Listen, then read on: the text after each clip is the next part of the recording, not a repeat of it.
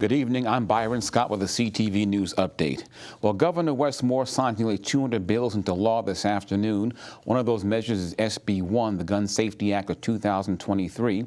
The legislation prohibits people from carrying firearms in certain areas beginning October 1st, including schools, government buildings, and locations that sell alcohol or cannabis. This act came as a result of the Supreme Court decision last summer that rendered the concealed carry laws in New York, Maryland, and 5 other states unconstitutional. Fundamentally, what we know is the simple truth that unfettered access to firearms increases guns in our communities. More guns equals more shootings, whether it is suicides or stolen guns used to commit violent crimes. I don't want to live in a community where everyone is armed to their teeth. Senate Bill 1 reflects the overwhelming majority of Marylanders' views and values on common sense gun safety legislation.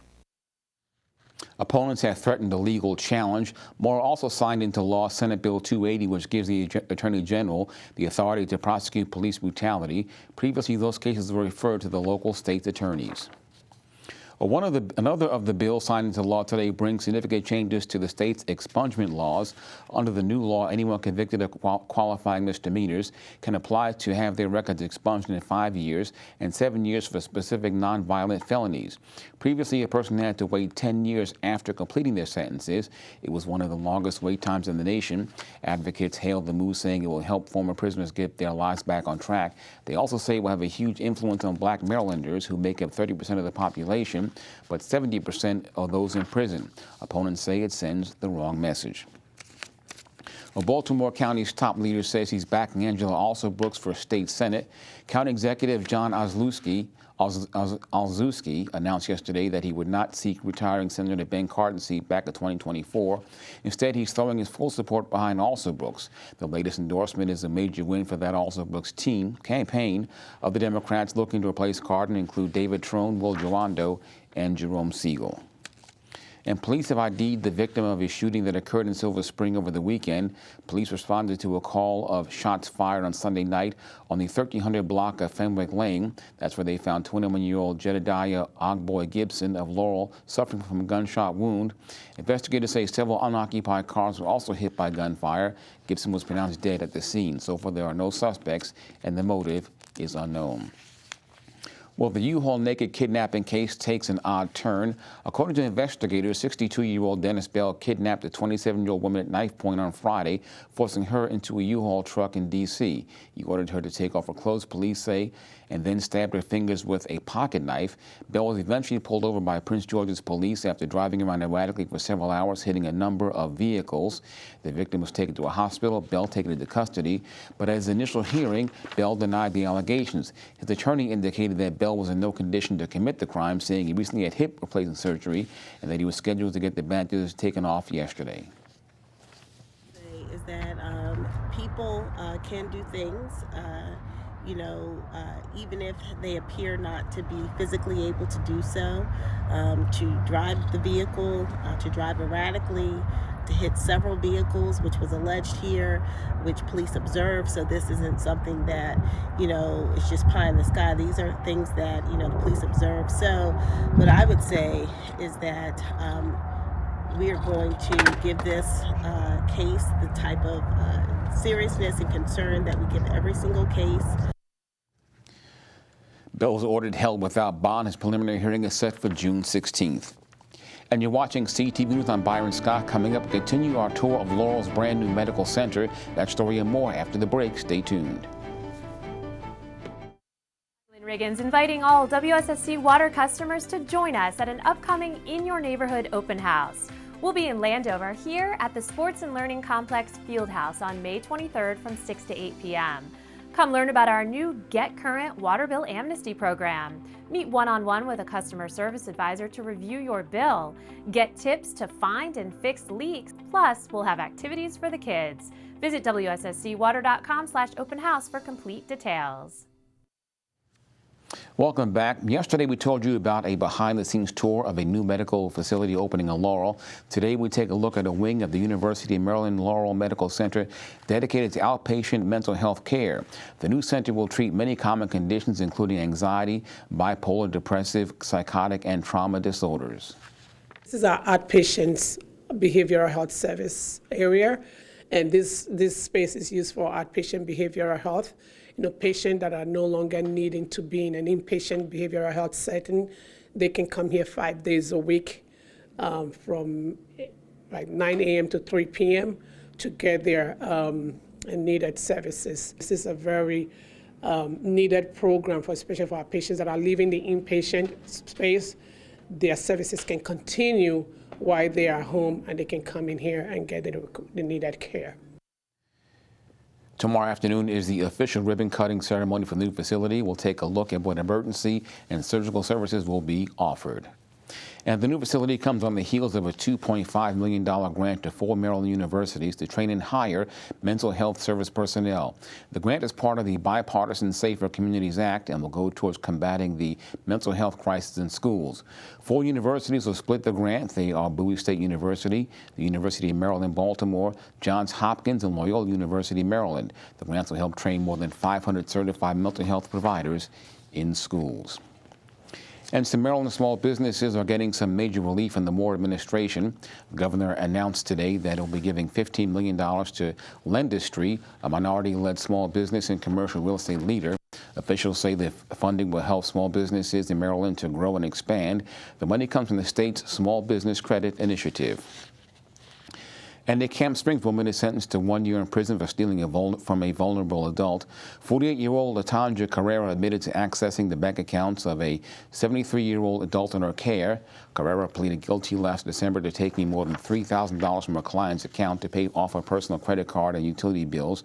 Carrera formerly owned a mental health facility in D.C. and was president of the Maryland PTA. Her sentence in jail will be followed by 3 years for probation. And the University of Maryland officials are again grappling with reports of racist graffiti. This after UMD police investigate several recent instances at a campus dormitory. Police have been called to the La Plata Hall multiple times in the last month. That's where they found anti-black slurs and anti-Semitic symbols written in different areas of the building, many on the 8th and 9th floors. Well, back in 2021, police investigated offensive language targeting the LGBTQ community that was found on 2 whiteboards. Stay right there. More news after the break. Stay tuned. Hey everybody, and coming up in sports, 3 former Bowie State players talk about their experience being at the Washington Commanders rookie minicamp and also the results of the Orioles and Nationals games that play yesterday. Don't move. There were 2 guys. Both guys drove to work. Neither guy wore their seatbelt. One guy got a ticket. One guy didn't. Both guys drove home from work. One guy wore his seatbelt, one guy didn't.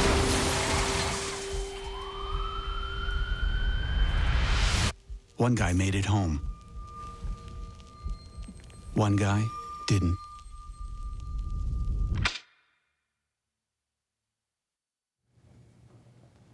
Thinking about a summer getaway, the unofficial start of summer Memorial Day weekend is just weeks away. Experts are calling it the summer of sharing as people use rental apps to book everything from cars, swimming pools, and beach houses like Uber and Airbnb.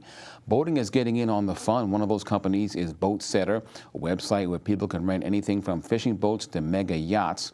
Founder Jackie Baumgarten says you don't need any prior experience to use the platform. Search for whatever experience you're looking for. Let's say you want to go out with a group of girlfriends on a sail in the bay for the afternoon, or you want to go out on a cruising boat for watching the sunset.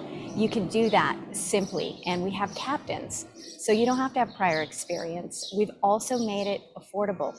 You can take it out for 2 hours, 4 hours, or a full day. People can go online to book a boat and have an incredible experience on the water. We have 50,000 boat listings across 700 locations. So anywhere you go in the US this summer, if you're traveling or near your home, or if you're traveling abroad, we can offer you an experience on the water.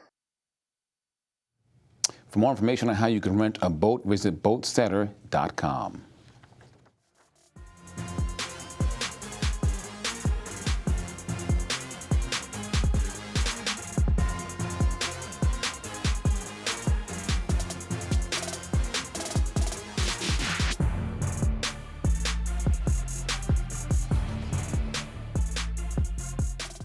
It was an exciting time as the Washington Commanders rookie minicamp occurred over the weekend. Players both drafted and undrafted had a chance to show why they deserve a spot on the roster. There are multiple players from Bowie State who were at the minicamp, quarterback Dion Galat Jr. being one of them. Galat touched on the importance of being prepared for this opportunity. Just prepare, prepare mentally. Physically, I've been preparing, still football at the end of the day. Just doing my job and making sure that the guys are prepared as well, going out there and try to perform to our best ability and put it on a good showing for not only our school but for the Commanders. Safety Raymond Boone and defensive lineman Joshua Pryor were also at the minicamp. The pair talked about their experience being there. This is something that I dreamed of, work hard for. That's not really just a dream for me. It's been a lot of work put into this, a lot of sacrifices. I lost a lot of people in this process, but I've always kept my head on. So to be able to come out here in the pros and take on what I learned from every other place else and bring it back here is amazing for me. Just trying to make the most of the opportunity that I had in front of me. I just wanted to learn from everyone out here. I know all of us are basically the top guys at our level at this point. So, I'll just, put my head down and be humble and try to learn as much as I can. Hopefully these former Bulldogs can earn a spot on the team. Switching to the major leagues, the Orioles began their series against the Los Angeles Angels yesterday, but the Birds will fall to them 9-5. The ball game was close throughout the first 3 innings as the Birds were up 4-3. But over the next 2 innings, the Angels pulled away, scoring 6 runs while the Birds only scored 1. The Birds will look to even up the series as they play the Angels again tonight at 6:35. Now for the Nationals, they also took the diamond yesterday. They closed out their series with the New York Mets with a win. The Nats played well on both sides of the ball, scoring 10 runs. Joe Meneses played a big part in the win as he drove in 4 of them. The Nats will also only allow the Mets to score 3 runs in the game. The Nats' next opponent will be the Miami Marlins tonight at 6:40. And that is your Tuesday sports page. Simon Buggs, CTV Sports. Thank you, Simon. Let's get a quick check now on our 3-day weather forecast tonight. Mostly cloudy with a low around 57 degrees. Wednesday, sunny with a high near 72. Thursday, more sun with a high near 66. And Friday, sunny skies once again. High temperatures near 72. And now for the community calendar, join the Prince George's Police Department for its inaugural Pride Walk. Enjoy live music activities and get helpful tools and information from local organizations. The event is Sunday, June 4th from 10 to 3 p.m. at National Harbor. For more information, visit the Police Department's social media pages. And that's our news for tonight. I'm Byron Scott. See you tomorrow night at 4:30. Good night.